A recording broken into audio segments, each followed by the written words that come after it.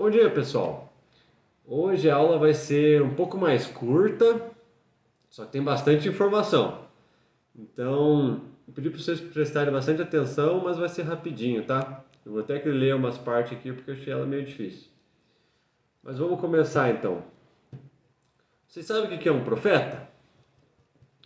Se você for lá no dicionário, o profeta vai estar escrito indivíduo que prediz o futuro, né? O indivíduo que conta o futuro. E profecia, você sabe o que é?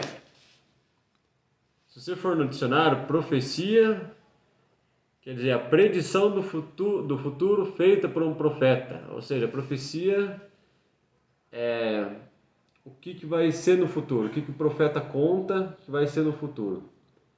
E o falso profeta? Não, acho que esse você já consegue saber o que é o falso profeta, né? É o profeta de mentirinha, que se faz de profeta. Mas se a gente for ver na Bíblia, a Bíblia tem outras definições sobre profeta, profecia e o falso profeta. Vamos começar pela profecia. A mensagem de Deus que anuncia as bênçãos e o juízo do Senhor. As profecias tratam às vezes do futuro, mas geralmente falam das necessidades das pessoas. Já os profetas, segundo a Bíblia, são homens chamados para serem a boca ou o porta-voz de Deus. Eles falavam com autoridade em nome de Deus.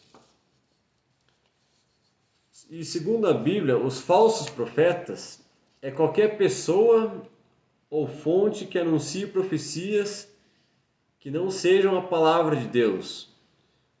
Elas não ouvem a Deus para falar as suas profecias ou tentarem contar o futuro. Elas falam mais do que o povo quer ouvir.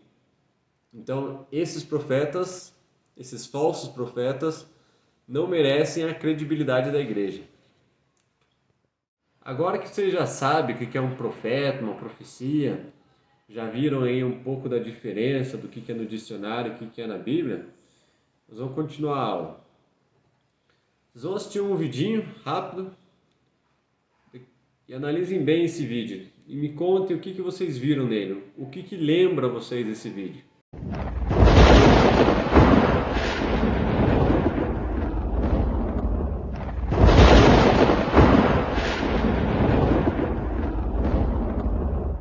E aí, pessoal, vocês viram essa tempestade? Vocês já enfrentaram uma tempestade dessa? E aí, vocês ficam com medo? Acham que não vai dar nada? Hoje em dia, essa tempestade de trovões e relâmpagos, elas anunciam pra gente que vai vir uma tempestade de chuva, ou às vezes até chuva de pedra, né? Mas então, os relâmpagos e trovões que clareiam o céu aí, é para avisar a gente que vai vir uma tempestade de chuva.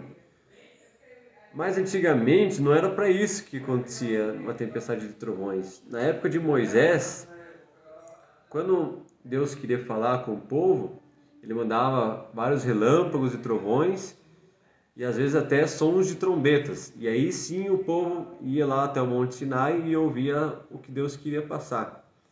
Se a gente for ver, vamos ler lá na Bíblia, em Êxodo 19, 16 a 19. Então, Êxodo 19, 16 a 19. Dá um pause no vídeo aí e a hora que vocês acharem, vocês voltam pro play. Ao amanhecer do terceiro dia, houve trovões e raios. Uma densa nuvem cobriu o monte e uma trombeta ressoou fortemente. Todos no acampamento tremeram de medo. Moisés levou o povo para fora do acampamento para encontrar-se com Deus, e eles ficaram ao pé do monte. O monte Sinai estava coberto de fumaça, pois o Senhor tinha descido sobre ele em chamas de fogo. Dele subia fumaça como que de uma fornalha. Todo o monte tremia violentamente, e o som da trombeta era cada vez mais forte. Então Moisés falou, e a voz de Deus lhe respondeu. Então, quando eles viram Deus mandando todos aqueles trovões, fumaça, todas essas as trombetas ecoando, você acha que o povo não ficou com medo? O povo ficou com muito medo. Então, eles fizeram um pedido para Moisés. A gente vai lá ler em Êxodo 20, 18 a 19. Êxodo 20, 18, 19. Vendo-se o povo diante dos trovões e dos relâmpagos, e do som da trombeta e do monte fumegando, todos tremeram assustados, ficaram à distância, e disseram a Moisés: Fala tudo mesmo conosco e ouviremos, mas que Deus não fale conosco, para que não morramos. Então, aí a gente já começou a ver quem era o profeta. Moisés foi um profeta. Então, depois disso, Deus começou a usar Moisés para passar a mensagem para as pessoas, já que as pessoas tremiam de medo quando Deus ia falar com elas. Então, era o dever dos profetas mostrar a vontade de Deus ao povo. Era interpretar a lei, protestar quando tinha alguém fazendo algo de errado, contra o pecado. E era também a tarefa deles chamarem essas pessoas que estavam no pecado para se arrependerem e para ouvirem as lindas promessas de Deus para o futuro. Mas o profeta não era nenhum super-herói, ele ainda era uma pessoa comum. Os profetas, então, não eram super-heróis, eles eram pessoas comuns. Eles oravam a Deus e depois passavam as pessoas.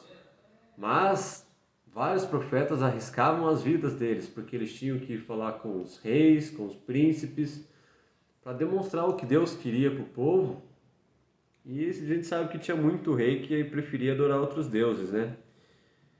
Mas assim, Moisés foi o primeiro profeta de Deus, mas não foi o único. Começou com Moisés, mas se a gente for ver lá na Bíblia, a partir do livro de Isaías, nós temos 17 capítulos escritos por profetas. Eles eram divididos assim, em 4 grandes profetas, que era Isaías, Jeremias, Ezequiel e Daniel. E ainda haviam os outros 12 profetas, os 12 pequenos profetas. Oséias, Joel, Amós, Obadias, Jonas, Miqueias, Naum, Abacuque, Sofonias, Ageu, Zacarias e Malaquias.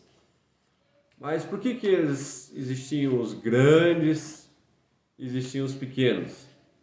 Era porque eles eram maiores, outros eram baixinhos? Não. Os grandes profetas, eles tinham livros mais extensos. Então eles escreviam mais do que os pequenos profetas. Esses profetas, eles eram inspirados pelo Espírito Santo e assim eles escreviam o que Deus queria escreveram a sua palavra, né, a Bíblia. Os profetas nem sempre assim, eles seguiam uma linha. Primeiro era Oséias, depois Joel. Vários profetas viveram e conviveram na mesma época também. Então acontecia de ter mais de um profeta na mesma época, não precisava ser só um profeta. Mas lembrando agora dos falsos profetas, se vocês não esqueceram deles, os falsos profetas, eles eram chamados de autossuficientes, porque eles não oravam a Deus pedindo iluminação, pedindo o que Deus queria. Eles simplesmente imaginavam, ouviam o que o povo ia achar melhor para falar, o que o povo ia gostar de ouvir, e assim eles contavam os próprios interesses e os interesses do povo. Então, tinha muitas pessoas que preferiam ouvir aos falsos profetas, porque eram mensagens mais leves, né? Alguns preferiam ouvir mentira mesmo, né? Então, agora nós vamos ler em Mateus 24, 24. Então, vamos lá. Mateus 24, 24. Imediatamente após a tribulação daqueles dias, o sol escurecerá e a lua não dará a luz, as estrelas cairão do céu. Leram? Ah, quem prestou atenção aí viu que estou no versículo errado. Só para ver se vocês estão prestando atenção na aula ainda. Então vamos lá, de novo. Mateus 24, 24. Agora todo mundo pega a Bíblia. Pois aparecerão falsos cristos e falsos profetas, que realizarão grandes sinais e maravilhas para, se possível, enganar até os eleitos. Vejam que eu os avisei antecipadamente.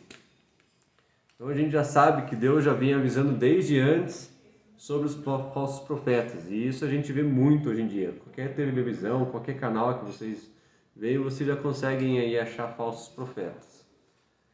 Mas, então, como que Deus fala com a gente, né? Porque antes tinha, no Antigo Testamento, Deus precisava dos profetas para falar com as pessoas, né? Eles não tinha outra forma como Deus podia falar com eles, a não ser através dos profetas. Mas depois que Jesus veio ao mundo, morreu, ele nos aproximou mais de Deus. E a partir daí, tivemos também a Bíblia. Pois como os profetas escreveram tudo que Deus pedia na Bíblia, hoje nós não precisamos encontrar algum profeta. Basta a gente ler a Bíblia, ler a palavra de Deus, e ali a gente vai saber o que Deus quer da gente, né? Muito mais simples.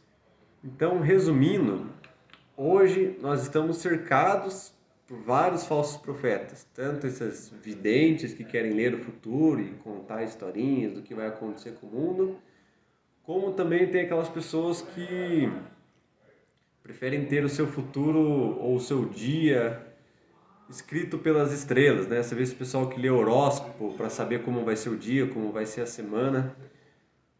Para vocês que vocês estão com dúvida como vai ser o seu dia, como vai ser o resto da sua vida, então a gente aproveita e leia a Bíblia. Leia a Bíblia e ore e peça para o Espírito Santo iluminar o nosso caminho e ajudar a gente a entender o que a Bíblia quer, o que o Senhor quer que a gente faça na nossa vida. Beleza? Muito obrigado. Até a próxima. Tchau.